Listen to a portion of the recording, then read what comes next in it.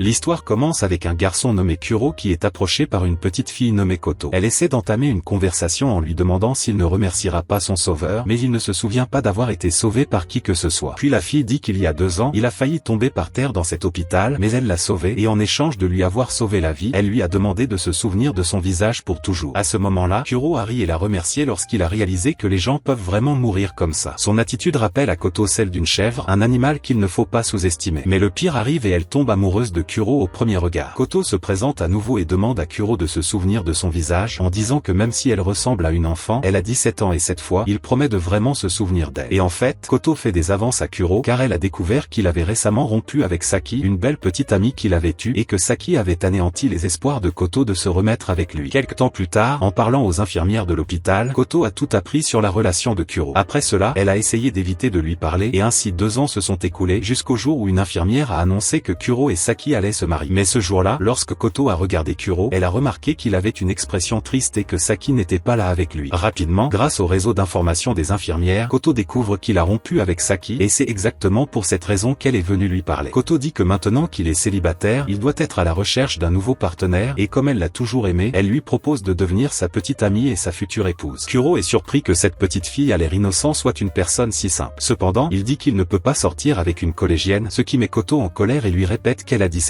ans. Kuro rit et est heureux qu'une jolie fille comme Koto lui déclare son amour. Cependant, il dit qu'il ne mérite pas de sortir avec qui que ce soit. Il explique à Koto qu'il y a quelques mois, il est parti en voyage à Kyoto avec Saki et que pendant la nuit, alors qu'il marchait près d'une rivière, un kappa effrayant est apparu. Saki a eu très peur et s'est jeté sur lui. Kuro, cependant, prétend qu'il s'est enfui, laissant Saki derrière lui. Après cela, Saki a réalisé qu'elle était sur le point d'épouser un lâche et a renoncé à sortir avec lui. Après lui avoir expliqué la raison de leur rupture, Kuro essaie de partir en disant que son bus arrive, mais Koto l'arrête en disant qu'elle n'a pas encore fini de lui parler. Elle dit qu'à Kyoto, Saki a dû avoir peur, mais elle ne croit pas que Kuro se soit enfui. Koto pense que le kappa a dû s'enfuir et que Saki a dû avoir peur d'être en couple avec quelqu'un qui est une créature aussi hideuse que celle-là. Kuro essaie d'éviter la conversation, disant qu'il a seulement menti pour ne pas dire la vérité, mais Koto dit qu'il n'a pas menti, car dans ce monde il y a plusieurs êtres surnaturels et elle peut les entendre parler, et chaque fois qu'elle s'approche de lui, les êtres l'avertissent que Kuro est un être horrible et effrayant. En entendant cela, l'expression de Kuro change complètement et il demande qui est Koto et comment elle sait ces choses. Elle révèle alors que lorsqu'elle avait 11 ans, elle a été kidnappée par des créatures surnaturelles qui l'ont suppliée de devenir leur déesse. Elle a accepté d'être leur déesse et depuis, elle est devenue médiatrice dans les conflits entre êtres surnaturels. Kuro refuse de le croire, mais elle lui dit de chercher un journal datant de 6 ans où il trouvera un article sur une fille qui a disparu pendant quelques semaines et qui a été retrouvée sur un banc de parc avec un œil crevé, une jambe en moins et le coupable jamais retrouvé. Après avoir révélé son secret, Koto monte simplement dans un bus et à l'intérieur du véhicule, un esprit vient lui demander si elle va bien et comment elle a survécu à cette horrible créature. Elle dit à l'esprit que Kuro est peut-être horrible à ses yeux, mais qu'il est très mignon pour elle. L'esprit se moque de son goût et Koto dit qu'elle l'exorcisera s'il continue à dire des bêtises. L'esprit s'excuse et passe directement au sujet principal, qui est un monstre dans la bibliothèque qui ne la laisse pas lire les livres. Elle dit que ce travail sera très facile si elle a l'aide de Kuro. Cela dit, elle se souvient du passé lorsqu'elle a été retrouvée par la police et emmenée à l'hôpital où elle n'a pas eu besoin de recevoir de soins car ses blessures avaient déjà été soignées. Lorsqu'elle s'est réveillée, un officier a tenté d'enquêter, mais elle a vu une créature surnaturelle et a compris que perdre un œil et une jambe était le prix à payer pour devenir une déesse. Le lendemain, devant l'hôpital, Kuro apparaît devant Koto après avoir trouvé le journal qui a relaté ce qui lui est arrivé. Cependant, il doute encore qu'elle soit devenue une déesse et elle acquiesce, disant qu'elle n'est peut-être qu'une folle. Soudain, un raton laveur court vers eux et est effrayé par la présence de Kuro. Koto demande à Kuro de ne pas effrayer ses amis et il dit qu'il n'a rien fait. Le raton laveur dit à Koto que la créature de la bibliothèque lui cause beaucoup de problèmes, alors elle appelle Kuro pour qu'il l'accompagne afin de résoudre le problème, afin qu'il ne doute plus de sa parole. Koto demande à être portée pour pouvoir y arriver rapidement, mais Kuro la porte sur son dos et elle dit qu'elle aimerait être portée comme une dame. Finalement, ils atteignent l'endroit où se trouve la créature et l'esprit du samouraï effraie Kuro. Koto voit la créature qui cause des problèmes et essaie de lui parler, mais la créature avance pour la dévorer. Kuro la sauve rapidement et il essaie de s'enfuir avec elle, mais Koto dit que le problème doit être résolu, alors elle essaie de frapper la créature avec l'extincteur, mais cela ne fonctionne pas non plus et elle meurt presque des dégâts de la chute, mais Kuro la rattrape. Elle dit alors qu'il doit fuir, mais Kuro décide de s'occuper de cette créature car Koto agit de manière très imprudente. Il la serre très fort et tend sa main vers l'avant. La créature avance et dévore sa main, mais Kuro ne ressent rien. Koto demande s'il est fou et se souvient du moment où il n'a pas réagi du tout lorsqu'il a failli tomber la tête la première sur le sol. Il lui demande alors si elle ne le savait pas déjà et elle lui révèle qu'elle le trouvait simplement mignon et que les créatures surnaturelles l'appelaient toujours un monstre. Le bras de Kuro se reconstruit rapidement à partir de zéro et la créature qui a mangé son bras commence à fondre de l'intérieur. Koto demande ce qu'il a fait, puis Kuro révèle que lorsque son prêtre avait 11 ans, il a mangé la chair de 2 Yuke différents et que cela l'a rendu très puissant. Plus tard dans la journée, quand Kuro se présente à l'hôpital pour rendre visite à son cousin, Koto se présente pour lui parler. Elle dit que le destin l'a guidé pour le retrouver, mais un Yuke sort de sous sa jupe, effrayé par la présence de Kuro. Les deux marchent et discutent pendant un moment, et Koto demande si son bras va vraiment bien, et Kuro dit oui, révélant que depuis qu'il a mangé de la viande de sirène quand il avait 11 ans, son corps se répare tout seul, peu importe à quel point il est blessé. Elle dit que ceux qui mangent de la viande de sirène deviennent immortels et ne vieillissent pas, et il ne fait pas 11 ans. Et puis Kuro dit qu'un autre Yuke qu'il a mangé annule certains effets. Elle demande qui était l'autre Yuke, mais Kuro ne répond pas et va rendre visite à son cousin. Mais avant de partir, Koto dit que cette nuit-là, elle rendra visite à l'esprit gardien des montagnes dans la province voisine. Elle lui demande s'il peut l'accompagner lors de cette visite, et Kuro s'inquiète alors pour la jeune fille, car elle se met à nouveau en danger sans avoir aucun pouvoir, en plus de voir et d'interagir avec des créatures surnaturelles. Elle demande alors à Kuro de l'accompagner, car la peur de la créature à son égard pourrait faciliter ses négociations. Cependant, Kuro refuse de l'aider, disant qu'il préférerait passer la nuit à penser à son ancienne petite amie, ce qui met Koto très en colère. Quand la nuit tombe, Koto part seule en mission, se plaignant que Kuro l'ait laissée seule. Elle arrive au marais et le grand serpent apparaît, remerciant Koto d'être venu de si loin pour lui rendre visite. Le grand serpent lui offre tout le réconfort possible, lui donnant une petite bûche coupée pour s'asseoir. Et avant de parler de choses sérieuses, Koto confie à son petit ami qu'elle l'a laissé venir seule, lui disant que lorsqu'elle est entrée par effraction dans sa maison, il ne lui a donné qu'un manteau d'enfant et l'a rempli d'insectifuges. Le grand serpent est choqué que la déesse ait été abandonnée et se demande quel genre d'homme pourrait être aussi cruel. Pendant qu'ils discutent, Kuro s'approche lentement juste pour regarder. Le serpent révèle alors son inquiétude, disant qu'une femme humaine est venue se débarrasser d'un corps humain mort dans son marais et qu'elle veut savoir pourquoi un humain se débarrasserait d'un corps dans son marais. Koto explique alors au serpent l'histoire de cette femme qui a tué son mari et a essayé de le jeter dans ce marais pour cacher son corps. Cependant, le serpent n'accepte pas cette explication et dit que la femme n'a mis aucun poids sur le corps et que peu de temps après, le corps a été jeté dans la rivière et il s'est mis à flotter. De plus, le serpent a entendu l'humain dire qu'elle voulait que le corps de l'homme soit retrouvé rapidement. Koto en révèle alors davantage sur cette affaire, en disant que la femme a révélé qu'elle avait laissé le corps de l'homme dans le marais parce qu'elle avait entendu des rumeurs selon lesquelles un serpent mangeur d'hommes vivait dans ce marais. C'est pourquoi elle a dit aux enquêteurs qu'elle espérait que le serpent le mangerait. Le serpent n'accepte pas cette explication et soutient que la femme aurait pu dire quelque chose comme « J'espère que le serpent le mangera ». Koto en dit plus sur l'affaire, disant que l'homme qui a été tué était en fait une personne horrible, qui a piégé des gens, volé des gens et, à la fin, sa famille est morte. Il a découvert une grave maladie dans son corps et, croyant que tout cela n'était qu'une malédiction, il est allé voir l'une de ses victimes pour s'excuser. Cependant, la femme ne lui a pas pardonné et a même fini par le tuer. L'homme était affaibli par la maladie et elle a pu facilement s'en débarrasser dans le marais. Après avoir vécu en ville pendant 2 ans, la femme croyait que le serpent dévorerait le corps de l'homme. Mais cela n'est pas arrivé et c'est exactement ce que la femme a rapporté. Cependant, Koto a une théorie selon laquelle le jour de la confession, le frère de la femme était dans la maison et que c'est lui qui a tué l'homme malfaisant. Et finalement, la femme a décidé de se débarrasser du corps dans le marais et a demandé à son frère de partir, décidant également d'assumer la responsabilité des crimes de son frère, car son frère avait encore un avenir prometteur, contrairement à elle, dont la vie a été complètement détruite par cet homme qui était maintenant mort. Elle s'est débarrassée du corps dans le marais, tandis que son frère s'est enfui pour obtenir un alibi. Koto émet l'hypothèse que la femme humaine voulait vraiment qu'il pleuve, afin que les traces de la voiture de son frère ou toute autre trace laissée derrière elle soient effacées. Elle a donc laissé le corps dans le marais, afin que le serpent, qui était autrefois vénéré comme la déesse de l'eau ou de la pluie, fasse tomber la pluie. Le serpent se met en colère, disant que si elle voulait faire un sacrifice, pourquoi n'a-t-elle pas jeté le corps d'une jeune fille vierge avec de grosses fesses et des cheveux courts? Et en réponse à cela, Koto dit qu'il existe 2 types de rituels de pluie, l'un qui rend le dieu heureux et l'autre qui le met en colère, et le corps d'un vieil homme laid et malade a vraiment mis le serpent en colère et a fait qu'il a vraiment plu ce jour-là. En bref, la fille humaine voulait que le serpent trouve le corps et se mette en colère. Le serpent refuse d'y croire, mais Koto lui dit que c'est peut-être la vérité. À ce moment-là, Kuro s'avance et Koto est très heureuse de le voir. Il dit rapidement qu'il n'est pas son petit ami, mais elle dit qu'elle doit encore répondre aux questions du serpent, qui a maintenant très peur de l'apparence effrayante de Kuro. Koto continue avec ses théories, disant que l'humain a dit à la police que le couteau utilisé dans le crime avait été jeté dans le marais et qu'elle devait avoir une raison pour le faire. Peut-être voulait-elle qu'il fouille toute la zone à la recherche du couteau du crime et qu'il retrouve quelque chose qu'elle avait perdu il y a longtemps. Koto dit que la femme s'est séparée de son mari en pensant qu'il l'avait trompée, mais tout cela n'était qu'un piège et son mari est décédé moins d'une semaine plus tard. Et elle a très bien pu découvrir qu'elle avait un fils après s'être séparée de lui et avoir fait une fausse couche instantanée à cause de la tristesse d'avoir été trompée. Elle a donc jeté le corps de son fils dans le marais, mais lorsqu'elle a découvert que son mari était innocent, elle a regretté tout ce qu'elle avait fait. Et au final, elle voulait au moins que son fils soit retrouvé et ait une sépulture décente, c'est pourquoi elle a choisi le marais. Le serpent ne comprend alors pas à quel point les humains peuvent être compliqués. Et même s'il ne sait pas exactement ce qui s'est passé et que tout cela n'est que la théorie de Koto, le serpent décide de mettre un terme à l'affaire car il a peur du cadeau de Kuro. Après la rencontre avec le grand serpent, Koto explique à Kuro que tout cela n'était qu'une théorie de sa part car elle a essayé d'enquêter sur l'affaire en demandant aux Yuke d'enquêter sur tout, mais au final, rien de majeur n'a été été découvert. Koto dit que son travail aurait été plus facile s'il l'avait suivi depuis le début, mais il ne veut pas tuer des Yuke à chaque fois qu'il sort avec elle. Koto voit le côté positif de la situation et répond en disant que cela signifie qu'ils sortent vraiment ensemble, et Kuro se prépare à répondre. Mais elle presse son corps contre lui et fait semblant de dormir, ce qui le fait simplement accepter ce qu'elle dit. Après que cette affaire ait été résolue, nous avons découvert qu'une femme au corps séduisant apparaissait devant certaines voitures, provoquant de graves accidents. Pendant ce temps, Saki, qui était devenue policière, recevait un rapport sur cet accident, mais la police ne voulait pas croire qu'une femme sans visage tenant une barre d'acier de 2 mètres était la véritable cause de ces accidents. Cette femme sans visage est actuellement appelée Karen Nani, et Saki a découvert par l'intermédiaire d'un ami professionnel que la femme sans visage avait le corps d'une idole décédée plus tôt cette année. Après avoir été impliquée dans une controverse, elle a tenté d'échapper aux médias, mais elle est décédée lorsqu'une barre d'acier d'un bâtiment voisin lui est tombée dessus. Cette idole apparaît maintenant vêtue des mêmes vêtements qu'elle portait lorsqu'elle était artiste. Son ami policier demande alors à Saki si elle croit qu'il pourrait vraiment y avoir un fantôme de cette idole, et elle répond que selon les rapports et l'atmosphère effrayante qui règne dans cet endroit, les gens doivent vraiment voir quelque chose qui n'est pas de ce monde. Le détective Tarada révèle ensuite que la police a reçu des centaines de cas de signalement de Karen, et que certains policiers ont même signalé avoir vu ce fantôme tenant une barre d'acier. Saki a demandé à Tarada s'il croyait au fantôme, mais il a répondu non et a révélé qu'il croyait qu'il y avait un criminel derrière ces rumeurs qui commettait de vrais crimes, et c'est pourquoi il devrait enquêter sur cette affaire. Alors que Tarada dit qu'il ne croit pas aux fantômes, Saki est certaine que les fantômes existent. Elle est donc avertie de ne pas sous-estimer le surnaturel, car elle a vu un yokai en personne, et révèle même qu'elle a rompu avec son petit ami à cause de cela. Elle se souvient du moment où Kuro s'est coupé avec un verre, et sa blessure a guéri instantanément. Ce souvenir de cela lui donne envie de vomir, et elle court pour ne pas mouiller le costume de Tarada. Lorsqu'elle quitte la salle de bain, elle avertit à nouveau Tarada de faire attention aux êtres surnaturels. Tarada lui souhaite bonne chance et Saki se souvient de la première fois où elle a rencontré le Kappa et a eu très peur. Cependant, le Kappa lui-même a commencé à dire que Kuro était un monstre qui ferait tout pour devenir plus fort. Ceci, combiné au manque de réaction de Kuro face au Kappa, lui a fait peur et a mis fin à sa relation de plusieurs années avec lui. Un peu plus tard, en rentrant chez elle, Kodo tombe soudainement sur Saki. Kodo n'a visiblement pas perdu de temps et lui dit qu'elle allait bien et que cette douleur n'était rien comparée à la douleur de perdre sa virginité. Peu de temps après, Kodo demande à Saki de reculer car un être très dangereux s'approche d'elle. Mais Saki se lasse de fuir à la fois son ex et les choses surnaturelles et avance en essayant d'affronter la femme sans visage. Elle se fait évidemment tabasser pour ne pas avoir pu toucher le fantôme et Kodo agit rapidement, la sauvant puis repoussant le fantôme d'un coup de pied. Cependant, le fantôme se lève et s'en va. Kodo attrape alors sa jambe prothétique et dit qu'elle s'occupera seule de la femme sans visage. Cependant, Saki lui tient la main et montre qu'elle est de la police et qu'utilisant son pouvoir d'officier de police, elle voulait que Kodo l'accompagne pour faire une déclaration. À ce moment-là, Kodo réalise que cette petite fille est l'ex-petite amie de Kuro et regrette de l'avoir sauvée. Saki lui demande qui elle est et Kodo se présente comme la petite amie actuelle de Kuro. Kodo finit par se rendre chez Saki où elle montre les photos qu'elle a prises avec Kuro, prouvant qu'elle est sa petite amie. Mais Kuro ne semblait vraiment pas heureux sur les photos. Saki se moque de Kodo, disant qu'une petite fille comme elle n'est pas le genre de Kuro. Mais Kodo dit qu'elle préférerait la voir qu'une fille qui abandonne son petit ami. Et puis Kodo se présente comme une prêtresse qui sert de médiatrice dans les conflits entre les deux êtres surnaturels. Saki demande pourquoi Kuro n'est pas avec elle, puisque les êtres surnaturels ont peur de lui. Mais Kodo essaie d'éviter la conversation et de détourner le regard. Puis Kodo dit qu'il a disparu et qu'il a ignoré ses messages récemment. En réponse, Saki dit qu'il ne l'a jamais ignoré et qu'il a toujours été l'homme présent. Mais cela ne fait qu'irriter Kodo, qui traite Saki de lâche pour avoir abandonné Kuro à cause d'une carte. Avant de partir, Kodo demande à Saki de ne pas essayer d'affronter la femme sans visage et promet qu'elle s'en occupera. Saki doute que Kodo puisse faire quoi que ce soit sans avoir une jambe et un œil. Mais Kodo dit que cela n'a jamais été un problème pour elle. Kodo dit alors au revoir à Saki, promettant d'envoyer une invitation à son mariage avec Kuro, ce qui met Saki en colère et la fait claquer la porte au nez de Kodo. Kodo part ensuite faire une autre patrouille dans la ville au sommet d'un squelette géant, tandis que Saki décide de faire des recherches approfondies sur les nounous d'Akron, découvrant qu'en plus d'un corps magnifique, elle était aussi une femme avec beaucoup d'attitude et qu'en seulement un an, elle est devenue une idole très célèbre. En faisant des recherches sur Akron, Saki découvre un blog contenant de nombreuses informations personnelles sur Akron, notamment la mort accidentelle de son père qui, après un an, a généré des rumeurs selon lesquelles elle était en colère contre lui et l'avait tué pour recevoir la valeur de son assurance vie. Et ce qui a fait surgir ces rumeurs, c'est une note de son père disant qu'Akron avait l'intention de le tuer. Après cela, Akron a décidé de prendre des vacances dans un endroit isolé mais a fini par mourir de façon tragique. Le lendemain, Saki parle à Tarada du cas d'Akron et il décide d'enquêter sur son passé pour savoir si sa mort était accidentelle ou s'il s'agissait d'un homicide. Pendant ce temps, Kodo se retrouve face à un dilemme. Elle peut parler aux fantômes et les comprendre, mais Akron ne semble pas avoir de conscience ni de capacité à penser. Son corps est comme une coquille vide. Kodo trouve le même blog que Saki avec des informations sur Akron et arrive à la conclusion que malheureusement, elle aura besoin d'informations confidentielles que seule la police possède. À ce moment-là, Saki lisait les rapports détaillés de l'affaire et heureusement, elle avait beaucoup d'informations car cette affaire impliquait un artiste et la popularité de la police était en jeu à ce moment-là. Saki en vient à la conclusion que la sœur d'Akron devrait devrait faire l'objet d'une enquête, mais quelque chose frappe à sa fenêtre de nulle part et l'effraie. Saki rassemble son courage et ouvre son rideau, tombant sur deux petits Yukai. La créature rouge révèle qu'elle a été envoyée par Kodo et dit qu'elle a demandé à Saki de partager plus d'informations sur l'affaire d'Akron Anas car elle veut découvrir comment la vaincre. Le petit Yukai l'informe que Kodo l'attend dans un café voisin et qu'entre-temps Kodo recevait des informations d'un esprit selon lesquelles Akron était réapparu avant de se diriger vers Akron. Kodo dit au petit esprit de dire à Saki qu'elle doit poursuivre Akron et lui montrer le chemin si elle veut toujours la retrouver. Lorsque Kodo arrive là où se trouve Akron, elle remarque que Kuro se bat contre la femme sans visage. Saki arrive peu de temps après, criant sur Kodo pour avoir fait toucher ses fesses au fantôme d'un enfant, mais Kodo lui demande de rester silencieuse et de simplement regarder. Saki voit Kuro se battre et a peur qu'il soit blessé, mais Kodo rappelle à Saki qu'il est immortel. Au fur et à mesure que le combat progresse, Akron écrase la tête de Kuro, ce qui fait presque vomir Saki, et Kodo se rend compte que cette maudite femme a dû le voir se remettre d'une blessure mineure et s'est séparée de lui par peur. Kuro guérit rapidement et se dirige lentement vers la femme sans visage, et s'arrête avant que son coup ne le touche. Peu de temps après, il se positionne derrière elle et l'étouffe. Kodo révèle que l'autre viande que Kuro a mangée en plus de celle d'une sirène était la viande d'Akudan, une bête qui a la capacité de déterminer l'avenir. À ce moment-là, le passé de la famille Sekirigawa est dévoilé. À l'époque, le chef de la famille eut l'idée incroyable de faire manger aux gens la viande d'Akudan, un être qui meurt après avoir prédit l'avenir. Parmi les personnes qui mangèrent la viande, certaines furent capables de prédire l'avenir et moururent peu de temps après, et toutes les prédictions se révélèrent exactes. Cependant, personne ne survécut après avoir prédit l'avenir. Puis un jour, cet homme eut une idée. Il imagina de donner aux gens deux types de viande à manger. La viande d'une sirène, qui est un être immortel, et la viande d'Akudan, qui peut prédire l'avenir en échange de sa vie. Cette expérience n'a jamais fonctionné et, au fil du temps, des expériences aussi effrayantes que celles-ci ont été oubliées. Mais un jour, Kuro et de nombreux autres garçons furent appelés à déjeuner et, après avoir mangé, tout le monde mourut, sauf Kuro, qui resta fort et en bonne santé. Kuro, effrayé, demanda à sa grand-mère de l'aider. Mais au lieu de le faire, elle commença ses expériences, demandant à Kuro quel temps il ferait le lendemain. Les expériences de la vieille femme continuèrent jusqu'à ce que Kuro cesse de ressentir de la douleur. Maintenant, il vit une vie humaine, mais personne ne sait combien il a souffert dans le passé. Et pour en revenir au combat de Kuro, même si la femme sans visage essayait de se libérer de l'étranglement, Kuro resta ferme, s'accrocha et réussit bientôt à lui tordre le cou. Cela effraya Saki. Cependant, la femme sans bras reprit ses esprits et Koto apparut enfin et dit à Kuro qu'il ne pouvait pas vaincre la femme sans visage en la frappant. Kuro s'approcha du métro, mais ne prêta attention qu'à Saki, ce qui rendit Koto assez en colère. Peu de temps après, ils se rendirent chez Saki, où Kuro n'avait Dieu que pour son ex-petite amie. Elle hésita un peu à lui parler, mais grâce au cadeau agaçant de Koto, pour une raison quelconque, elle parvint à se sentir plus à l'aise et demanda à Kuro comment il avait trouvé la femme sans visage. Il révèle ensuite qu'il a lu le message de Koto et qu'il est venu dans cette ville, et soudain, certains yokai, bien qu'ils aient très peur de lui, ont décidé de lui demander de l'aide, car ils ont commencé à lui faire un peu confiance après l'avoir vu marcher avec Koto. Il a couru vers la créature et a commencé à la combattre, et après avoir entendu cela, Saki demande à Koto si la femme sans visage peut être vaincue et comment ils peuvent le faire. Koto décide de révéler tout ce qu'elle sait pour faire comprendre à Saki qu'elles vivent dans des mondes différents, et peut-être qu'alors Saki arrêtera de s'immiscer dans l'affaire de la femme sans visage. Koto révèle que certains monstres sont créés à partir de rumeurs et de l'imagination humaine. Tout commence comme quelque chose de simple, mais lorsque cette imagination d'une rumeur effrayante prend un nom, cela devient quelque chose de difficile à gérer. Cependant, c'est une créature forte qui n'a pas encore perdu sa force. Koto dit aussi que l'image de Karen Nan n'est pas non plus quelque chose de aléatoire, mais quelque chose qui a été créé par quelqu'un, et avec le partage de l'image qui représente son apparence sur ce site web, elle a fini par acquérir cette forme. Et en terminant son explication, Koto dit que c'est ce site web qui a donné naissance au fantôme. Elle dit qu'il ne sert à rien d'essayer de s'occuper de cette créature tant qu'ils n'auront pas réglé les rumeurs à son sujet sur internet. Et c'est exactement pour cela que Karen Nan n'a aucune émotion et se déplace seulement comme une poupée automatisée. Kuro s'appuie sur la jambe de Koto et lui demande comment ils vont vaincre cette chose, car d'après ce qu'il a lu sur ce blog, les gens rapportent que le fantôme de Karen Nan va bientôt tuer quelqu'un. Koto lui sourit alors et dit qu'ils ont juste besoin d'utiliser le site web même qui a donné vie à la créature pour mettre un terme à ces rumeurs. Mais pour cela, elle a besoin de l'aide d'un policier et Azaki lui demande si elle doit fermer le site. Mais Koto lui dit qu'elle devrait recueillir des informations plus précises sur la femme sans visage afin qu'il puisse créer une histoire alternative qui semble plus réelle aux yeux de tous. En faisant cela, ils peuvent réduire l'agressivité du fantôme ou faire en sorte que celui-ci cesse tout simplement d'exister. Koto explique que la logique humaine est de penser que les fantômes n'existent pas vraiment. Il devrait donc être facile de créer un article de presse selon lequel ce fantôme n'est qu'une œuvre de fiction créée par quelqu'un. Après avoir expliqué comment vaincre le fantôme, Koto explique que pour que leur plan se réalise, ils doivent d'abord expliquer qui mène les attaques dans la région. Ils doivent également expliquer les motivations du coupable, et pour cela, Koto a besoin de plus d'informations sur la femme sans visage. Azaki refuse de donner à Koto des informations confidentielles, mais la petite fille infirme trouve un paquet contenant toutes les informations dont elle a besoin sur la Nazi Karen. Azaki hésite au début, mais n'ayant pas d'autre choix, elle accepte de donner les informations. Elle commence par un bref résumé, expliquant que le plus étrange dans le cas de Karen est le fait qu'elle est morte sur un chantier de construction et que la police police n'a jamais trouvé de raison pour qu'elle soit là tard dans la nuit alors qu'il pleuvait. Les seules preuves trouvées sur les lieux étaient plusieurs cigarettes, ce qui les a conduits à émettre certaines hypothèses comme celle selon laquelle Karen s'était rendue dans cet endroit isolé pour fumer car elle n'avait que 19 ans et au Japon on a le droit de fumer qu'à partir de 20 ans ou peut-être que la personne qui l'a appelée à cet endroit fumait. Mais il n'existe aucune trace ni preuve que quelqu'un l'ait contactée, hormis son manager. De plus, le fait qu'elle soit morte sans même avoir essayé d'éviter ou de se protéger des barres d'acier est étrange et il soupçonne qu'elle était tellement secouée par le fait que son nom ait été sali par les médias qu'elle n'a pas réagi lorsque les barres de fer sont tombées sur elle. Asaki dit que la seule personne qui aurait de véritables motifs de tuer Karen serait sa sœur car cela lui profiterait doublement en recevant l'assurance de son père et l'héritage de sa sœur. Cependant, la sœur de Karen avait un autre problème, elle a nié que sa sœur cadette ait tenté de se suicider et Kuro, fatigué de parler, demande à Kodo de résoudre cette affaire rapidement car il sait qu'elle est suffisamment intelligente pour avoir déjà une réponse à cette question. Kodo se lève et dit qu'il devrait se rendre à l'endroit où tout s'est passé. Lorsqu'ils arrivent sur place, Asaki se plaint que Karen est morte il y a plusieurs mois mais Kodo n'y voit aucun problème. Elle crée un faux cercle magique et attend qu'une créature apparaisse pour lui parler. Heureusement, un fantôme humain apparaît et dit qu'il est à cet endroit depuis presque un an. Kodo pose des questions sur une jeune fille de 19 ans qui est morte dans cet immeuble et le fantôme pleure lorsqu'il se souvient qu'elle est morte sans même avoir eu le temps de réagir et s'excuse auprès de tout le monde disant que s'il avait été plus fort, il aurait empêché cet accident. Asaki se plaint à Kodo disant que si elle avait eu l'intention de parler au fantôme, elle n'avait pas besoin d'avoir lu l'intégralité du rapport de police. Mais Kodo dit que plus elle aura d'informations, meilleur sera le résultat de l'histoire qu'elle créera pour contrer les rapports factuels. Asaki ne semble pas avoir beaucoup confiance en ce que Kodo a l'intention de faire et s'agenouille sur le sol en pensant qu'à la fin, ils ne dépendront que de la chance. Mais Kodo dit qu'en plus d'être très bonne dans ce qu'elle fait, elle peut aussi compter sur le pouvoir de Kuro qui peut l'aider à découvrir le meilleur avenir possible. Après cela, tout le monde se dit au revoir et Kuro emmène Kodo avec lui et elle lui demande s'il a déjà un hôtel où séjourner et il dit non. Elle dit qu'elle a loué une chambre double mais il refuse de dormir avec elle. Il lui demande comment elle compte trouver la meilleure histoire et elle révèle qu'à la fin, cela dépendra un peu de ses pouvoirs et Kuro accepte disant qu'il mourra autant de fois qu'elle le voudra pour résoudre cette affaire. Le lendemain, il explique comment il voit et modifie le futur, révélant que son pouvoir lui permet de choisir un chemin entre plusieurs futurs possibles et après cela, il ne peut pas revenir à l'ancienne chronologie et ne peut choisir qu'une des nouvelles options à suivre. En bref, son pouvoir consiste uniquement à choisir le futur sans changer le passé et le prix à payer pour utiliser ce pouvoir est la mort. En plus de tout cela, Kuro explique qu'il ne peut choisir que des futurs très probables et plus loin dans le futur, même lui ne sait pas ce qui pourrait arriver. Kodo dit que son pouvoir semble assez ennuyeux à utiliser et il est d'accord, disant que c'est le cas. Pour terminer la journée, Kodo montre à Kuro qu'elle a été acceptée pour fréquenter la même université que lui et il la félicite d'avoir été acceptée. La nuit, alors qu'ils rentraient tous les deux, Kodo demande à Kuro s'il ne pouvait pas voir un futur où il vaincrait complètement la femme sans visage en la combattant et en réponse, il dit qu'il pourrait y avoir plusieurs futurs mais qu'il ne pouvait pas les atteindre car il est mort trop vite et n'a pas pu beaucoup réfléchir au futur qu'il voulait suivre. Kodo dit que cela signifie qu'il ne peut pas tout faire seul mais il se plaint disant que s'il meurt, il revient à la vie mais si elle meurt, tout s'arrête. Kodo se plaint de l'avoir laissée seule pendant une semaine et maintenant il fait semblant de s'inquiéter pour elle. Elle se dit que sa capacité future est limitée et ressemble plus à un instinct de survie au combat et donc elle va l'aider à atteindre un avenir facile et délicat où il vaincra la femme sans visage une fois pour toutes. En faisant du vélo, Kuro demande si elle a parlé de son passé à Saki et Kodo répond que non. Il la remercie pour cela et Kodo lui demande pourquoi il n'a pas choisi un avenir où il serait avec Saki et en réponse, il dit que s'il pouvait faire ça, il choisirait un avenir loin des filles au corps d'enfant. Kodo s'irrite de cela et se rend compte petit à petit que Kuro a du mal à s'attacher et à montrer ses propres sentiments et elle ne sait toujours pas s'il l'aime ou s'il est juste gentil. Cependant, elle le serre dans ses bras et arrête d'y penser, décidant que pour l'instant elle se concentrerait entièrement sur la résolution de l'affaire de la femme sans visage. Pendant ce temps, le détective Tirada faisait la plus grosse erreur de sa vie. Il se tenait devant la femme sans visage, lui montrait son badge et lui demandait pourquoi elle était habillée comme ça. Il ne savait pas qu'il parlait à un fantôme. Il décide de se battre contre elle, mais son bras traverse complètement son corps fantomatique et il finit par être frappé directement au visage. Le lendemain, les autorités découvrent le corps d'un policier mort, le visage défiguré par de violents coups. Les médias tentent de dissimuler la raison du décès et le coupable. Pourtant, il n'y a vraiment aucune raison de se faire démasquer. Après tout, il a été attaqué par un fantôme et un fantôme ne laisserait aucune trace. Saki découvre ce qui s'est passé lors d'une conversation avec un autre ami officiel. Elle se sent très mal de ne pas avoir mieux prévenu Tirada des dangers liés au surnaturel. Le téléphone portable de Saki reçoit un message et elle décide d'aider Kodo autant qu'elle le peut car elle et Kuro sont les seuls à pouvoir s'occuper de la femme sans visage. Pendant la nuit, la mort de Tirada s'est avérée liée à la femme sans visage, ce qui a rendu le fantôme de Karen Nani beaucoup plus fort. Pendant ce temps, Kodo travaillait dur pour se débarrasser de ce fantôme le plus vite possible. Elle était fatiguée et voulait vraiment se rendormir sur le confortable banc de l'hôpital. Elle voulait aussi que Kuro soit là, lui tenant compagnie, quand soudain Kuro frappe à la porte et entre en portant des bonbons. Elle mange le chocolat de luxe et dit qu'il lui faudra plus que ces petits chocolats pour se satisfaire. Kuro dit qu'il a fait ce qu'il a pu, mais Kodo se plaint d'avoir loué une chambre à côté de la sienne alors qu'il ne pouvait pouvaient dormir qu'ensemble. Il évite la conversation en demandant comment vont les choses avec le fantôme de la femme sans visage et elle explique que Tirada était un puissant judoka et qu'être battu sans même réagir ou se défendre a conduit à relier l'affaire à Karen de la NASA. De plus, Kodo dit que beaucoup de gens continuent à commenter les missiles frontaux de Karen et Kuro finit par admettre qu'ils sont vraiment beaux. Kodo s'énerve mais il dit que s'il ne s'intéressait qu'au sein, il ne serait pas sorti avec Saki et il ne sortirait même pas avec elle, une fille lisse. Kodo est effrayé par la possibilité qu'un jour Kuro veuille un gros corps et à cause de cela, il finit par la tromper mais ses pensées intrusives sont interrompues par quelqu'un qui frappe à la porte. Avant que Kuro ne puisse ouvrir la porte, Kodo a posé sa jambe sur son faux œil, puis Saki est entrée par la porte et à l'endroit au but, elle a demandé si Tirada était vraiment la victime de Karen à la NASA et Kodo le confirme, disant qu'Ayuke a tout vu se produire. Saki se demande si Tirada deviendra un esprit en quête de vengeance ou quelque chose comme ça et Kodo dit non et souhaite que cela n'arrive vraiment pas car ce n'est pas bon pour une âme de continuer dans ce monde, ce qui apaise le cœur troublé de Saki. Kodo va droit au but en disant que la mort de Tirada n'a fait que rendre les choses plus difficiles pour eux car s'il était mort dans une affaire normale, cela aurait couvert l'affaire de Karen à la NASA et le fantôme aurait perdu son pouvoir. Cependant, la mort de Tirada a renforcé les rumeurs sur Karen. Et maintenant, le fantôme de la femme sans visage est devenu viol et à chaque mouvement, elle pourrait finir par prendre la vie d'une autre personne. Et cela rend Saki désespérée car tout porte à croire que le fantôme de la femme sans visage attirera de plus en plus l'attention des gens. Et si elle devient vraiment plus forte, même Saki ne sait pas ce qui pourrait arriver à la réalité dans laquelle ils vivent. Saki se demande alors si leur réalité est vraiment si facile à détruire et Kodo lui révèle que c'est le cas. Cependant, elle a prévu de mettre fin au fantôme de la femme sans visage ce soir. Saki dit qu'ils n'y parviendront pas, mais Kodo dit qu'elle n'est pas la déesse de la sagesse pour rien. Kodo prend un carnet et commence à réfléchir d'abord au cas de Tirada, réfléchissant et parlant de l'affaire, pensant à une explication qui cache la vérité. Kuro dit qu'elle peut signaler que Tirada a été tuée par quelqu'un qui lui en voulait. Cependant, inventer une fausse vérité est très difficile et Saki se rend compte que même si Kodo est un génie, inventer un mensonge est bien plus difficile que de découvrir la vérité. Saki se rend compte que la déduction est quelque chose de simple et que ce que fait Kodo est quelque chose de similaire à marcher sur le chemin opposé de la déduction. Kodo est allongé dans son lit, incapable de trouver une réponse, et Saki réfléchit à la quantité absurde de mensonges qu'ils doivent inventer pour que leur plan fonctionne. Cependant, Kuro dit que derrière ce blog, il doit y avoir quelqu'un qui a inventé plusieurs mensonges pour rendre Karen Nani célèbre en tant que tueuse de fantômes. Il dit aussi qu'elle a divisé cette tâche en plusieurs parties et qu'elle a procédé lentement et qu'il est prêt à mourir plusieurs fois pour trouver le meilleur avenir possible. Après quelques heures de réflexion, Kodo crée les meilleures réponses dans son esprit, mais avant de les concrétiser, elle décide d'abord de dormir et demande à Kuro et Saki de se réveiller à 21h. Kuro invite ensuite Saki à l'aider à préparer quelque chose à manger pour Kodo et pendant qu'il marche, Saki demande depuis combien de temps il sort avec Kodo et il dit qu'il l'a rencontrée il y a 2 ans et qu'après qu'elle ait beaucoup insisté, il a fini par accepter de sortir avec elle et cela s'est produit seulement 6 mois après l'avoir rencontrée. Saki le croit mais lui demande pourquoi il a accepté de sortir avec une fille qui est tout le contraire de ce qu'il aime. Après tout, Saki sait qu'il aime les filles comme sa cousine et cela fait réagir Kuro. Rika est la cousine de Kuro, elle a 3 ans de plus que lui et bien qu'elle était à l'hôpital quand Saki l'a vue, elle s'est rendue compte qu'elle n'avait jamais vu une fille plus jolie que Rika. Saki croyait que Rika était morte et que Kuro était libéré de ce sentiment d'amour pour cette personne. Kuro dit alors que sa cousine ne peut pas mourir même si elle a essayé de se suicider plusieurs fois. Quelques heures plus tard, Kodo se réveille et elle ressent une étrange atmosphère entre Kuro et Saki. Elle pense que les deux ont peut-être eu des relations sexuelles pendant qu'elle dormait et cela commence à la troubler. Kuro s'éloigne un peu de Saki et se dirige vers l'entrée du parking, tandis que Kodo reste avec Saki dans une voiture. Saki entame une conversation en demandant si Kodo connaît Rika et elle répond oui car les infirmières de cet hôpital avaient une très grande gueule. Kodo révèle que Rika a en fait été libérée et vit dans son manoir. Il s'avère que Rika était à l'hôpital pour que son corps soit examiné. Son véritable souhait est que les médecins trouvent un moyen de lui faire perdre son immortalité. Cependant, même les meilleurs médecins n'ont rien trouvé, donc la meilleure chose à faire était de la libérer. Lorsqu'elle est sortie, elle a demandé à Kuro de rester chez lui, mais il était trop gêné et a décidé de demander à Kodo d'héberger Rika chez lui. Kodo répondit à l'appel de Kuro et, après avoir découvert la situation, elle demanda une copie de la clé de l'appartement de Kuro en échange de la faveur qu'elle lui rendait. Elle dit qu'elle voulait lui rendre visite et l'aider dans les tâches ménagères, et contrairement à son rêve de voir Rika l'aider, Kodo l'aidait comme un véritable cauchemar. Le même jour, Kodo récupéra Rika à l'hôpital et après l'avoir hébergée, la rumeur selon laquelle Rika était décédée se répandit dans tout l'hôpital, atteignant même Azaki, qui pensait que Rika était morte. Azaki demande si Rita ne lui semble pas être une personne étrange, puis Kodo révèle que Rika lui a dit en face qu'elle n'était pas bonne pour Kuro, et pour empirer les choses, Kuro a dit qu'il pensait la même chose. Cela a fait que Rika s'est sentie désolée pour Kodo et a essayé de soutenir leur relation. Au fil du temps, ils se sont amusés ensemble, et Rika et Kodo ont même organisé une fête surprise pour Kuro. Cependant, il y a un mois, Rika a dit qu'elle avait trouvé un endroit pour travailler et dormir, alors elle a soudainement quitté la maison, et Kuro, en l'apprenant, a jeté Kodo sur le lit et l'a presque mise enceinte. Azaki ne croit pas tout ce que Kodo dit, mais maintenant elle comprend mieux ce qui est vraiment arrivé à Rika. Kodo demande ce qu'Azaki et Kuro ont fait pendant qu'elle dormait, et elle révèle qu'ils ont parlé de Rika, et Kuro s'est senti senti un peu rancunier. Kodo révèle ensuite que l'art de la femme d'acier a été réalisé par Rika car son style artistique est unique. De plus, elle révèle également que Kuro n'est pas venu dans cette ville à cause d'elle, mais plutôt à la recherche de Rika. Kodo révèle qu'il est fort probable que Rika soit la véritable créatrice des fantômes de Karen Nan, et Kuro le savait également, ce qui est la véritable raison pour laquelle il décide de mettre fin à Karen Nan. De plus, Rika a les mêmes pouvoirs que Kuro, elle a donc très bien pu mourir d'innombrables fois pour atteindre le futur dans lequel il se trouve maintenant. Et selon Kodo, Riko a le même pouvoir que Kuro, elle pense donc que Rika essayait juste de découvrir les limites de ses pouvoirs en juxtaposant une possibilité à l'autre. De nulle part, un Uke sous la forme d'un chat apparaît et dit que Karen Nan est réapparue. Asaki est effrayé par la créature mais continue son devoir, conduisant le véhicule vers la femme sans visage. Pendant ce temps, Rika se suicida à la recherche d'un avenir parfait. Kuro trouve le fantôme et se prépare à se battre. Kodo, de son côté, se prépare à devenir la plus grande menteuse de tous les temps, avec pour objectif de mentir au point que tout le monde sur internet croira qu'elle dit la vérité. Rika est également prête à mourir autant de fois que nécessaire pour trouver un avenir radieux. Et tandis que les deux se préparent à un combat en ligne, Kuro retient de toutes ses forces le fantôme de Karen Nan. Il est renvoyé plusieurs fois, mais Kuro n'hésite pas à avancer et à entraver les mouvements du fantôme. Pendant qu'il se bat, Kodo demande à Asaki de lui faire savoir si Kuro se porte bien ou mal pendant le combat. Asaki observe attentivement le combat, tandis que Kodo se concentre sur la publication de fausses informations sur la femme sans visage. Tout d'abord, elle commence par l'affaire de la mort de Tarada, affirmant que sa mort semble avoir été simulée pour créer une légende urbaine dans laquelle le fantôme meurtrier de Karen Nan n'existe pas. Elle attend que certaines personnes voient son message sur le site web de la femme sans visage, puis elle dit qu'elle a dû profiter de ces rumeurs de fantômes pour commettre un meurtre et s'en tirer. Elle dit que le coupable s'est déguisé en femme sans visage et a attaqué des gens. Elle dit que la barre de fer est un morceau de bois peint et que les seins, encore plus gros que ceux de Karen, ne sont qu'un rembourrage pour attirer l'attention des gens. Le coupable a effrayé les gens dans la rue, a provoqué des accidents de la circulation et espérait que tout le monde croirait que le fantôme était réel. Le coupable savait que la police ne croirait pas au fantôme, mais elle allait certainement charger quelqu'un d'enquêter sur ces cas. L'inspecteur Tarada a été choisi, il a soupçonné un coupable derrière tout cela et a commencé à enquêter seul. C'était exactement ce que le coupable voulait, car de cette façon, l'inspecteur deviendrait la victime parfaite. Bien sûr, certaines personnes anonymes sur internet affirment que Karen Nan est réelle. Certains disent que le texte de Kodo est trop long. Cependant, certaines personnes s'intéressent à sa théorie et lui demandent de continuer. Elle poursuit en disant que Tarada a reçu un appel d'un faux témoin qui a dit avoir vu Karen Nan et qu'il est parti seul pour enquêter. Sur la scène du crime, un piège a été tendu avec un morceau de bloc solide et lorsque Tarada est arrivé sur les lieux, le criminel a fait placer l'inspecteur à l'endroit exact où le bloc le frapperait de plein fouet. L'endroit était sombre et à cause de cela, l'inspecteur n'a pas remarqué le bloc qui s'approchait de lui. Son mensonge est suffisamment convaincant et choque même Saki car c'est la seule façon pour un inspecteur aussi fort que Tarada de mourir sans résister. Une personne anonyme s'enquiert de la circulation dans le quartier, disant qu'il serait dangereux pour le criminel de faire tout cela et d'être découvert à tout moment. Plus précisément, il dit que le criminel a dû rechercher le meilleur moment. Les anonymes sur internet se demandent pourquoi le criminel a frappé Tarada de face, puisque par derrière, son piège aurait été beaucoup plus efficace. Okoto répond donc que le piège aurait pu être fait pour l'attraper par derrière. Cependant, l'inspecteur Tarada a peut-être entendu un bruit et s'est retourné rapidement par réflexe, ce qui lui a fait recevoir le coup de plein fouet. Tout le monde en demande plus sur le piège, mais Okoto dit qu'elle ne sait pas exactement quelle était l'intention du tueur, mais elle est sûre qu'il a tué Tarada avec un piège. Peu de temps après, il demande quelle serait la raison du criminel pour prétendre que Tarada est mort d'un seul coup au visage. Puis, Okoto dit que la police ne croirait pas un fantôme avec un visage idiot et chercherait quelqu'un d'assez fort pour vaincre Tarada d'un seul coup. La police s'en prendrait donc aux personnes fortes que l'inspecteur Tarada avait contactées récemment. Elle dit que le meurtrier est probablement l'exact opposé de ce que la police recherche, probablement une femme. Elle poursuit en disant que le meurtrier de l'inspecteur Tarada est probablement une femme qui connaissait sa taille et son poids. Peut-être une femme qu'il aimait mais il ne l'aimait pas en retour. Ou peut-être une femme qu'il aimait mais qui avait peur de lui. Avec ces mots, Okoto parvient à créer un tueur parfait pour l'inspecteur Tarada, tout cela sans donner le nom de personne. Et au moment exact où elle dit cela, Kuro reçoit un coup direct au visage et meurt, voulant probablement trouver un avenir où tout le monde croirait les paroles d'Okoto. Cependant, Saki se rend compte qu'elle correspond parfaitement à la description qu'Okoto a donnée. Mais Okoto dit qu'elle devra supporter cela pendant un certain temps. Peu de temps après, plusieurs personnes commencent à répondre à Okoto, disant qu'elle ne croit pas qu'une femme soit le tueur. Et puis, Okoto explique à Saki que la femme riche doit utiliser son pouvoir pour trouver un meilleur avenir pour elle-même. Et cela est confirmé lorsque Kuro voit son propre cousin choisir la chronologie avant lui. Kuro fait de son mieux pour choisir la chronologie qu'il veut suivre et se lève rapidement pour continuer sa bataille contre le fantôme. Mais après une seule mort, il trouve le moyen parfait de battre le fantôme. Saki se rend compte que même si les choses semblent avoir mal tourné, tout se déroule parfaitement. Okoto est toujours prêt à répondre à toutes les questions et Kuro semble dominer encore plus le fantôme. Et lorsque quelqu'un pose à Okoto une question très difficile, Kuro meurt tout simplement. Et tandis qu'Okoto écrit une réponse, Kuro se relève en choisissant la meilleure chronologie possible. Il s'agit d'un véritable duel de fiction. Le deuxième round commence et cette fois, Okoto affirme que le fantôme de Karina Nazi existe. existe. Cependant, elle demande à tout le monde pourquoi elle reviendrait en tant que fantôme et attaquerait les gens. Elle demande à nouveau quelle serait la raison pour laquelle le fantôme attaquerait les gens, en particulier un inspecteur comme Tirada qui ne faisait que son travail. Une personne anonyme affirme que sa mort accidentelle aurait dû suffire. Cependant, Okoto affirme que l'enquête policière pointe vers un possible suicide de Karina Nazi, comme si elle avait accepté sa mort en voyant les barreaux de fer tomber. Elle affirme que le fantôme de Karen n'aurait aucune raison de tuer des gens et que le simple fait d'apparaître et d'effrayer la société suffirait à se venger d'avoir terni son image. De plus, l'objectif de Karina a toujours été de devenir célèbre et revenir en tant que fantôme et attirer l'attention de tous lui suffirait. Actuellement, le fantôme de Karina Nazi ne subit que des répercussions négatives. Okoto émet donc l'hypothèse que le fantôme de Karina Nazi est revenu d'entre les morts pour montrer au monde qu'elle n'était pas responsable de la mort de son père. Okoto dit à tout le monde que Karina a été accusée à tort de la mort de son père et que le véritable coupable n'a jamais été révélé. Ainsi, tous ceux qui connaissent son fantôme devraient faire de leur mieux pour découvrir qui était la personne qui a piégé Karina à tort. Okoto révèle que le principal suspect est le propre père de Karina car il pensait que sa fille pouvait lui faire ça alors qu'au final ce n'était pas elle qui l'a fait. Elle dit qu'il n'y a aucune preuve que Karina ait tué son père et de plus Karina travaillait au moment de sa mort. Karina n'avait pas non plus envie de tuer son père car elle voulait qu'il continue à vivre une vie misérable seule. Elle dit que le père de Karine était une personne horrible qui a arrêté de travailler parce qu'il voulait une part des revenus de sa fille. De plus, alors que sa fille réussissait, il a commencé à ressentir des émotions telles que la colère, la haine et l'envie. Il savait que sa fille était spéciale alors que lui n'était qu'une mère. Il a alors pensé à simuler sa propre mort et à laisser une note écrite disant que sa fille voulait le tuer. De cette façon, il mettrait fin à sa misérable existence et détruirait la vie réussie de sa fille. Après cela, Karine a fini par mourir tragiquement et dans l'au-delà, son père a révélé la vérité disant qu'il s'était suicidé. Saki, en lisant cela, demande si Koto n'exagère pas trop avec ses mensonges. Cependant, Koto dit que quelqu'un devrait dire la vérité à Karine pour qu'elle revienne en tant que fantôme. Koto dit à tout le monde que le fantôme de Karine était rempli de haine et voulait que tout le monde sache la vérité. Elle est donc revenue dans ce monde dans le but de révéler la vérité à tout le monde. Elle dit que tout le monde devrait comprendre les sentiments de Karine à propos de son statut de fantôme et croire qu'elle n'a pas tué son propre père afin que son esprit puisse enfin reposer en paix. Après avoir dit cela, Kuro meurt à nouveau, cette fois-ci empalé vivant. À ce moment-là, les internautes commencent à se sentir désolés pour Karine. Saki n'arrive pas à croire que Koto réussisse, tandis que Kuro meurt à nouveau de quelques coups directs à la tête. Mais après s'être relevé, il commence à contrôler le combat contre Karine, prouvant qu'elle a vraiment perdu sa force. Cependant, les internautes commencent à s'en prendre à Koto, prouvant que la jeune fille riche n'a pas encore abandonné et qu'elle cherche également son avenir parfait. Mais Koto décide de passer au troisième round, intensifiant encore plus le duel de fiction. Koto crée alors sa troisième fausse hypothèse, affirmant que Karine est un faux fantôme créé par un être humain vivant et qu'un inspecteur Tarada a été tué par un humain. Elle revient ensuite sur la mort de Karine Nani en disant qu'il y a encore des incohérences dans sa mort. Certaines personnes pensent qu'elle ne mourrait pas de cette façon car vu le cours de sa vie, il était fort probable qu'elle se suicide. Cependant, le fait que sa propre sœur ait exprimé des doutes sur le suicide est quelque chose dont il faut tenir compte. À ce moment-là, un anonyme sur internet dit avoir vu l'interview de la sœur de Karine à l'époque et qu'elle semblait dire la vérité sur le fait que sa sœur ne voulait pas se suicider. Ensuite, Koto dit que de nombreux membres de la famille n'acceptent pas la mort de leurs proches. Il est donc possible que la sœur de Karine, même après avoir vu le corps, ait cru que sa sœur était vivante et essayait d'être en paix alors que celle qui était morte était son sosie. Tout le monde trouve difficile qu'une telle chose se soit produite, mais comme internet est un endroit fou, certaines personnes commencent à croire les bêtises que raconte Koto. Koto dit que la sœur de Karine aurait également toutes les raisons de croire que sa sœur ne mourrait pas si facilement, étant donné le profil de Karine, qui était intelligente, futée et qui a toujours bien supporté le fardeau d'être une artiste populaire. Cependant, Koto demande à tout le monde si c'est la vérité qui serait responsable de la fuite des notes du père de Karine aux médias. Et Koto elle-même dit que les seules personnes qui auraient pu faire ça étaient les propres nounous de Karine. Koto demande à tout le monde si la petite sœur de Karine aimait vraiment sa sœur. De plus, lorsque les médias ont commencé à critiquer Karine, sa sœur ne les a jamais défendus et a seulement confirmé qu'il s'agissait de l'écriture de leur père. Koto a donc émis l'hypothèse que la propre sœur de Karine avait envoyé de fausses notes aux médias contre sa sœur, se vengeant de sa sœur populaire. Mais le résultat de sa vengeance a dépassé toutes les attentes, car sa sœur a refusé d'accepter sa mort. La sœur de Karine savait que, d'une certaine manière, c'était elle qui était à blâmer, et si Karine voulait se venger du coupable, elle serait la première cible. Ainsi, après la mort de Karine, sa sœur a commencé à vivre dans une peur constante et a même eu des hallucinations à la vue de sa sœur, ce qui l'a fait s'évanouir en public. Koto avait escroqué sa sœur pour éviter que celle-ci ne soit oubliée de tous, et aussi pour payer pour ses péchés. La sœur de Karine a simulé l'existence de ce fantôme et a répandu de fausses rumeurs. Cependant, ce n'est pas la sœur de Karine qui a simulé l'existence du fantôme, mais plutôt quelqu'un de proche d'elle, qui voulait peut-être faire croire à la sœur de Karine que le fantôme de Karine n'était pas en colère contre sa sœur, mais contre tous ceux qui ne croyaient pas en elle. Il a tué l'inspecteur Tirada, et a peut-être ensuite maltraité la sœur de Karine, croyant qu'il faisait en quelque sorte quelque chose de bénéfique pour elle. Koto dit que cet homme pervers doit être retrouvé et qu'ils doivent confirmer de toute urgence si la sœur de Karine va bien. Après que Koto ait créé cette fausse histoire, Saki lui demande si elle va bien et Koto répond oui. Puis Saki la félicite en disant qu'elle fait un excellent travail. Car même si de nombreuses personnes en ligne sont là juste pour se moquer de tout, le site compte actuellement trop de personnes en ligne. Pendant qu'il parlait, Kuro essayait d'étrangler Karin Nan, mais il reçut un coup de pied puissant et son corps fut immédiatement coupé en deux. Et puis Koto dit que jusqu'à présent, Karin ne semblait pas avoir perdu sa force. Et puis Rika entra en scène, disant que si cet homme voulait que la sœur de Karin n'ait pas peur de la vengeance de sa sœur, il aurait dû faire du fantôme de Karin Nan un fantôme plus pacifique. Cependant, un fantôme qui porte une barre d'acier avec lui en quête de vengeance est quelque chose qui ferait peur à la sœur de Karin d'être la dernière cible du fantôme. Sans compter que le meurtre de l'inspecteur Torado ne ferait qu'effrayer encore plus la sœur de Karin. C'est pourquoi tout ce que Koto a dit n'est rien d'autre que de la pure spéculation. Au même moment où elle a répondu que Kuro faisait de son mieux pour essayer de choisir un avenir prometteur, il voit son avenir s'estomper et trouve un nouvel avenir et essaie de l'atteindre. Mais ce futur semble trop difficile à atteindre. Koto se rend compte que Rika se tue à plusieurs reprises pour gagner cette bataille. Mais Koto n'est pas seule car elle a littéralement à ses côtés un garçon déprimé qui a été largué par son ex. C'est pourquoi elle n'a pas l'intention d'abandonner car sa volonté de mourir est forte. Koto dit que Rika pense peut-être qu'elle gagne, mais elle est la déesse de la sagesse et depuis que sa première histoire a été inventée, elle a créé un piège pour mettre fin complètement au plan de Rika. Elle dit que les gens peuvent douter de tout ce qu'elle a dit, y compris la partie sur le père de Karin et celle sur l'inspecteur Torado. Cependant, jusqu'à présent, elle n'a vu personne soupçonner la partie où elle a dit que c'était les nounous-sœurs de Karin qui ont pris le texte laissé par leur défunt père et l'ont remis aux médias. Elle dit que Rika ne peut choisir que des futurs plus probables, tout comme Kuro. Cependant, Koto crée un futur qu'elle-même ne peut pas choisir, et donc, cette bataille va enfin prendre fin. Azaki est choquée que Koto soit assez intelligente pour manipuler le futur que Rika choisit, oubliant complètement que Kuro aide également Koto à choisir un futur à chaque mort qu'il subit, et c'est vraiment une bataille qu'Azaki ne peut pas voir. Parce qu'à chaque futur que Kuro perd, Koto crée un nouveau futur, lui donnant un nouveau chemin qu'il peut suivre en toute sécurité. Elle entame alors le 4e round, et Kuro se prépare déjà à mourir. Cette fois, Koto insiste auprès de tout le monde sur le fait que Karin n'est qu'une œuvre de fiction. Elle dit que ces 3 solutions jusqu'à présent ne sont que la base pour atteindre la vérité définitive. Elle dit qu'il y a vraiment quelqu'un derrière le fantôme de Karin Nani, et que cette personne a également tué l'inspecteur Tirada. Les anonymes sur internet semblent intéressés, et certains sont très indifférents, puis Koto révèle à tout le monde que la coupable de tout cela est Karin Nani elle-même, en disant que la véritable idole célèbre est toujours en vie, et que celui qui est mort était quelqu'un d'autre. Tout le monde dit que cette théorie a déjà été réfutée, mais Koto insiste sur son histoire, racontant à tout le monde qu'après la mort de sa famille, Karin Nani, qui a perdu sa famille, a été laissée complètement seule, et alors qu'elle réfléchissait à son avenir sur un banc du parc, elle a vu une fille qui était de la même taille et avait d'énormes canons que les siens. Karin a alors profité de cette fille pour échapper à sa vie d'idole, qui est largement soupçonnée d'avoir tué son propre père, et pour ce faire, Karin a obligé la fille à se rendre dans sa chambre d'hôtel et à toucher toutes ses affaires. Peu de temps après, Karin a demandé à la fille de se faire passer pour elle, en disant qu'elle voulait qu'elle distrait les médias à sa place. Elle a donné rendez-vous à la fille sur ce chantier, puis elle l'a rapidement frappée à la tête d'un coup très bien placé, puis l'a cruellement tuée en jetant les barres d'acier sur la pauvre fille. Et le mensonge de Koto consistait à expliquer comment les nounous de Karin étaient mortes, sans essayer de se défendre des barres d'acier qui étaient sur le point de la frapper. Après cela, Karin a rendu la scène du crime plus convaincante et a volé l'identité de la fille qui lui ressemblait. Cette théorie était vraiment folle, et les gens sur internet ont commencé à discuter pour savoir si cela avait vraiment pu se produire, et comme tout le monde est trop stupide pour penser à quelque chose de décent, de normal à propos des choses qui se passent sur internet, le futur qui suit finit par se décider entre la mort de Rika et la mort de Kuro. Les deux se suicident en même temps, ce qui provoque la collision de deux futurs différents, et les internautes discutent à tout va de cette théorie. Et si j'étais impliqué dans un forum comme celui-ci, je ne commenterais que des choses comme Karin, la nounou de ma petite amie, et elle est juste à côté de moi, vivante. Mais contrairement à moi, tout le monde fait un excellent travail pour discuter de qui est vraiment ce fantôme, et beaucoup disent que le fantôme n'existe pas vraiment, tandis que d'autres continuent de croire fermement qu'elle existe, et cela fait que le fantôme de la femme sans visage commence à perdre de sa force, et Saki sourit en pensant qu'elle a déjà gagné. Cependant, Kodo dit qu'il reste encore 10 épisodes à débattre sur internet. Cependant, elle fera de son mieux pour mettre un terme à tout cela dans cet épisode. Ensuite, Kodo fait disparaître le futur que Rika essayait d'atteindre en disant que Karin Nani elle-même a dû simuler l'existence d'un de ses fantômes, fou de vengeance, tout cela pour rendre sa mort encore plus réelle. Et enfin, Kodo dit que le véritable propriétaire de ce site web doit être Karin Nani elle-même, et qu'elle doit être en train de lire leur message en ce moment même. Elle dit que le propriétaire de ce site web a diffusé des informations rapidement, et c'était trop pratique, tout cela parce que le propriétaire du site lui-même avait de vraies informations sur les nounous de Karin. Kodo ment et dit qu'elle ne le ressent même pas, ce qui donne l'impression qu'elle dit la vérité, et Saki elle-même, en lisant cela, a peur et souhaite ne jamais devenir une ennemie de Kodo. Saki commence à comprendre que sur ces sites, il n'y a que des fous qui croient aux fantômes, donc croire à des choses irréelles est ce qu'il devrait faire le plus. Kodo continue en disant qu'à la recherche du prochain endroit où Karin apparaîtrait, le propriétaire du site est sorti dans la rue, trouvant un endroit parfait pour la prochaine apparition du fantôme. Elle a très bien pu se rendre à cet endroit et l'inspecteur Tarada l'a vu. Il a pensé qu'elle ressemblait au fantôme et a décidé d'enquêter sur elle, d'autant plus que son corps corps avait d'incroyables canons frontaux. Saki commente que Tarada n'aimait pas les gros seins et Kodo se plaint en disant que Kuro aime les grosses choses et qu'elle n'en a pas. Mais Saki dit qu'il ne juge pas une femme à la taille de son devant. Soudain, Kuro tombe sur le toit de la voiture et se fait tabasser, puis recommence à se battre avec les nounous de Karin. Kodo continue en disant que Tarada est allé interroger la fille dans cette station-service abandonnée. Elle dit que Tarada a dû découvrir que la fille était la nounou de Karin et l'a appelée par son nom. En réponse, la fille l'a frappée à la tête, tout en étant choquée de voir quelqu'un qui était déjà mort vivant dans ce monde. Après l'avoir fait tomber par terre, elle ramassa une pierre et le frappa au visage, rendant sa mort semblable à celle des fausses nounous de Karin, puis se débarrassa de toutes les preuves de son crime. Alors qu'elle dit cela, Kuro assène un bon coup au fantôme, créant un trou gigantesque dans celui-ci. Et Kodo dit que si la propriétaire du site n'a même pas le courage de prouver qu'elle n'est pas une nounou de Karin, cela prouve simplement que tout ce qu'elle a dit est réel. Au même moment, Rika essaie de retrouver un avenir parfait, mais tout le monde croit à ce mensonge et commence à dénigrer la propriétaire du site en disant qu'elle les a manipulés et qu'elle doit montrer son visage pour prouver qu'elle n'est pas la nounou de Karin. Au même moment, Kuro meurt également, juste pour garantir un avenir meilleur. Et ainsi, ils parviennent finalement à manipuler les esprits de tout le monde, faisant en sorte que les internautes cessent de croire qu'un fantôme de nounou de Karin existe vraiment. Rika, n'ayant plus d'option, termine sa journée très en colère, laissant sa lame de côté, car elle sait que même si elle essaie de choisir un autre avenir, elle a déjà perdu la bataille et ne peut pas changer le passé. Kodo ouvre alors un vote sur le site, demandant qui croit que le fantôme des nounous de Karin est toujours réel. Et pendant que tout le monde vote, Kuro tente de porter le coup final à la créature. Le fantôme prend le coup directement au visage et finit par disparaître, enfin une fois pour toutes. La plupart des gens disent qu'ils croient que le fantôme des nounous de Karin n'existe pas vraiment, et Rika accepte vraiment sa défaite. Saki se repose enfin, sachant que le fantôme ne reviendra pas pour faire plus de victimes, et soudain, Kodo, qui est sur l'ordinateur portable de Kuro, reçoit un email de Rika. Elle ne lit pas le message et ne révèle que quelque chose de triste à Saki, disant que Rika n'abandonnera pas l'idée de créer plus d'êtres en utilisant l'imagination des gens. Elle dit que selon l'histoire que Rika a créée, elle pourrait être capable de donner vie à un dieu. Et après cette journée fatigante, Kodo donne une banane à Kuro, lui disant de la manger car il doit être fatigué. Il dit que c'est Kodo qui doit être fatigué après avoir créé tant de futurs auxquels il peut s'accrocher. Mais elle dit que Saki le verra un peu plus comme un humain s'il mange la banane. Alors Kuro le fait. Cependant, quand il la mange, Kodo lui demande de lui servir sa banane ce soir, car ce qu'elle veut vraiment, c'est sous le pantalon de Kuro. Il est gêné et lui demande de ne plus raconter de blagues comme ça. Une fois ce problème résolu, les Yuke se présentent pour faire la fête avec Kodo, mais elle est trop fatiguée et ils partent. Dans la voiture, Kuro s'excuse d'avoir été trop faible et de ne pas avoir pu empêcher la mort de Tarada, mais elle dit qu'il n'a rien pu faire. Quelques jours plus tard, le site web de Karen Nanaz a été supprimé. Cependant, certaines personnes discutent encore du cas de Karen Nanaz. L'enquête policière a également dû se poursuivre à cause des faux rapports de Kodo qui ont forcé la police à croire à la possibilité que la vraie Karen Nanaz soit toujours en vie, même si ce n'était qu'une vérité possible. Une nuit, Kuro invite Saki à parler et lui révèle que contrairement à lui, qui a accepté sa vie avec ses pouvoirs et a foi qu'à l'avenir, il mourra de vieillesse. La femme riche veut à tout prix trouver un moyen de perdre ses pouvoirs et de redevenir un humain normal, et le seul moyen qu'elle a trouvé pour y parvenir est de créer un monstre de son imagination avec la capacité de la faire devenir un humain normal. Mais Kodo elle-même dit qu'elle ne lui permettra pas de faire cela, et Kuro est d'accord avec elle, disant qu'il l'aidera. Ils en arrivent à la conclusion que ce qu'elle essaie de faire va à l'encontre de l'ordre naturel des choses, et Kodo dit que son devoir dans la vie est de faire la différence entre ce qui est bien et ce qui est mal. Elle ne peut donc pas permettre à la femme riche de créer des dieux, des démons et d'autres choses du même genre. Avant la fin, Kuro et Saki discutent et arrivent à la conclusion qu'il leur serait impossible d'avoir à nouveau une relation, car Saki a toujours peur de Kuro, et il a déjà accepté qu'il aurait dû lui dire la vérité. Comme toujours, l'homme n'a jamais raison, et maintenant la plus grande peur de Kuro est que la femme riche essaie de mettre fin à la vie de Kodo, car elle est la seule personne capable d'arrêter ses plans. Après cela, Saki rentre chez elle, toujours effrayée par le surnaturel, et le lendemain, Kodo se réveille après avoir dormi pendant quelques jours. Elle est triste de penser qu'elle a donné à Kuro et Saki autant de temps pour être ensemble, et alors qu'elle prenait une douche, Kuro est arrivé à son appartement, et elle a couru dans une serviette pour le serrer dans ses bras et lui demander ce qu'il avait fait pendant qu'elle dormait. Il révèle qu'il a beaucoup parlé avec Saki, et irrité, Kodo décide d'avaler sa banane, et de montrer qu'elle doit être bien meilleure que Saki en train d'avaler une banane. Après cela, il quitte l'hôtel, mais Kodo décide de ne pas prendre de taxi et de marcher un peu avec Kuro, et pendant la marche il parle de vieilles histoires sans importance, que je n'ai pas vraiment comprises. Après cette longue conversation, Kuro complimente vraiment Kodo, en disant qu'il la trouve belle, cette fois sans se moquer de son corps lisse. Elle est gênée, mais cette fois elle joue Syndara et évite de se jeter sur ses genoux. Après cela, il marche main dans la main et Kodo lui demande s'il aimerait manger sa banane ce soir, en réponse à quoi il reste silencieux. La pluie commence à tomber et l'anime se termine, Kodo promettant d'aider Kuro à résoudre tout problème créé par Riko. Elle promet également de retrouver Riko avant qu'elle ne crée un autre problème, afin que lui, Kuro, puisse parler à sa cousine et la faire changer d'avis.